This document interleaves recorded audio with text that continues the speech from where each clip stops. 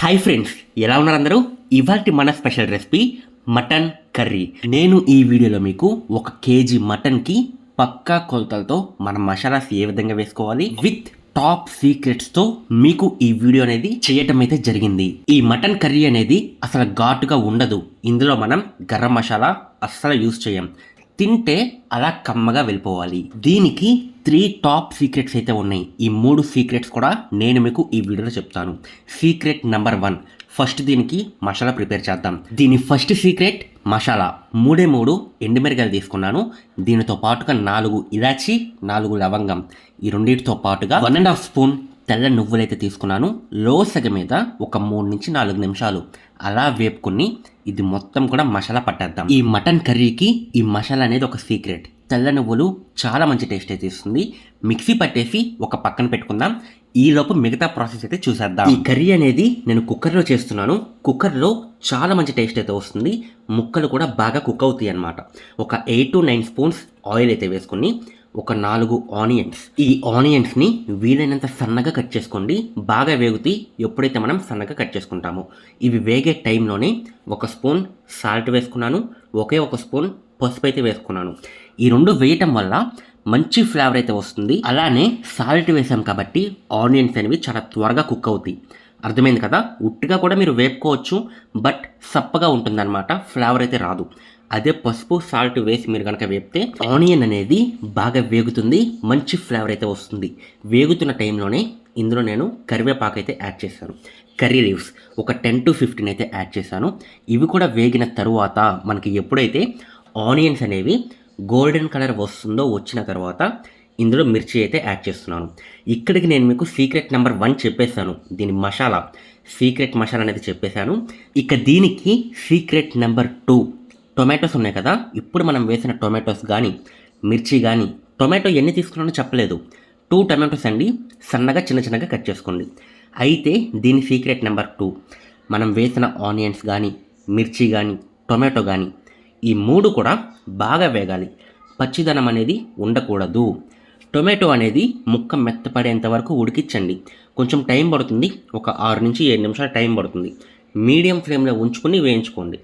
వీటిలో ఏదైనా పచ్చిగా ఉంటే కనుక, అంటే బాగా వేపకపోతే మీకు నేను చెప్పిన రుచి అనేది రాదండి. నేను బాగా వేగటానికి కుక్కర్ అయితే మూత అయితే పెట్టేసి ఒక 4 నుంచి 5 నిమిషాలు అలా వదిలేస్తున్నా. అప్పుడు మనం వేసిన ఈ కూరగాయలు ఏవైతే ఉన్నాయో అన్నీ కూడా బాగా వేగుతాయి. చూసారా, నాకు టొమాటో కూడా మెత్తపడిపోయింది, ముక్క అనేది కలర్ కూడా చేంజ్ అయిపోయింది. ఇదే దీనికి సీక్రెట్ నెంబర్ 2. ఈ సీక్రెట్ నెంబర్ 3 ఉంటుంది చూసారా, అది కనుక మీకు అర్థమైతే ఇక మటన్ కర్రీ మీరు ఎప్పుడు చేసినా సరే మీకు రెస్టారెంట్స్లో ఎలాగైతే ఉంటుందో సేమ్ టేస్ట్ వస్తుంది. ఇక సీక్రెట్ నెంబర్ 3, నేను 1 కేజీ మటన్ అయితే తీసుకున్నాను. ఆల్రెడీ మ్యారినేట్ చేసేసాను. అంటే ఉప్పు, కారం, పసుపు ఈ 3 వేసి బాగా కలిపేసుకుని, కారం వచ్చేసి 2 స్పూన్స్ వేసాను, సాల్ట్ వచ్చేసి 3 స్పూన్స్ వేసాను, 1 స్పూన్ పసుపు, ఈ 3 వేసి ఒక గంట సేపు మ్యారినేట్ చేశాను అనమాట ఫ్రిడ్జ్లో పెట్టుకుని. అప్పుడు మనకి ముక్క అనేది బాగా ఊరుతుందండి. ఎప్పుడైతే మనకి ముక్క అనేది బాగా ఊరుతుందో రుచి నెక్స్ట్ లెవెల్ వస్తుంది. అర్థమైంది కదా? సీక్రెట్ నెంబర్ 3 మ్యారినేట్ చేసాం. ఇంకొకటి ఉంది సీక్రెట్, అదేంటంటే ఇప్పుడు ఇందులో మన మటన్ మొత్తం కూడా కుక్కర్లో వేసేసి బాగా కలుపుతున్నాను కదా.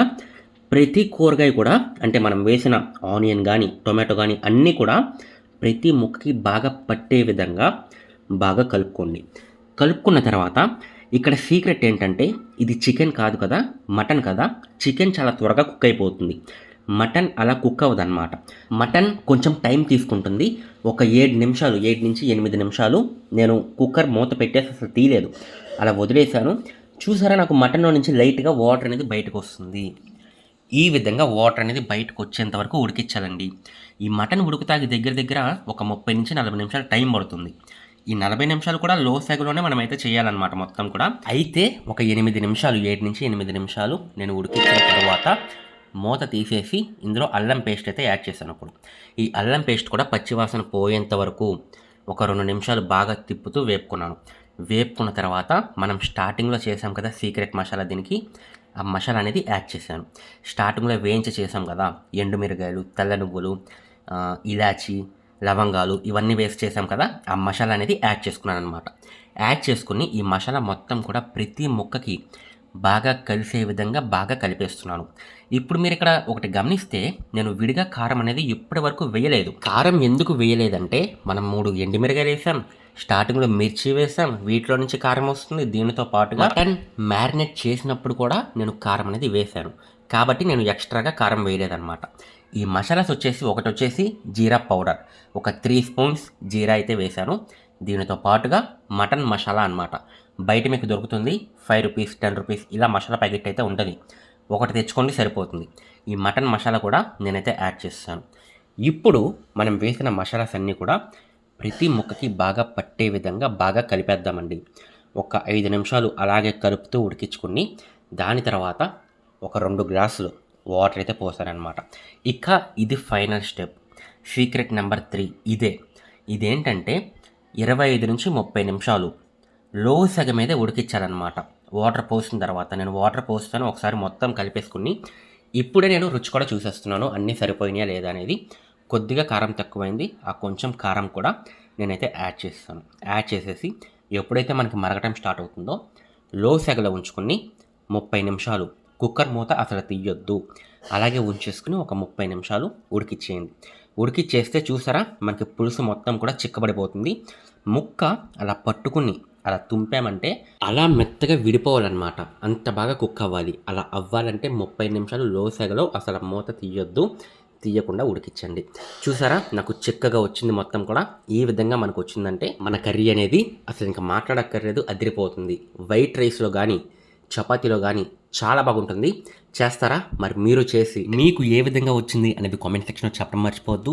వీడియో నచ్చితే కనుక లైక్ చేయండి. ఇలాంటి మరిన్ని రెసిపీస్ కోసం ఛానల్ని సబ్స్క్రైబ్ చేసుకుని నోటిఫికేషన్ బటన్ ఆన్లో ఉంచుకోండి. మరి నెక్స్ట్ వీడియోలో ఇంకొక మంచి రెసిపీతో కలుసుకుందాం. అంతవరకు బై బాయ్.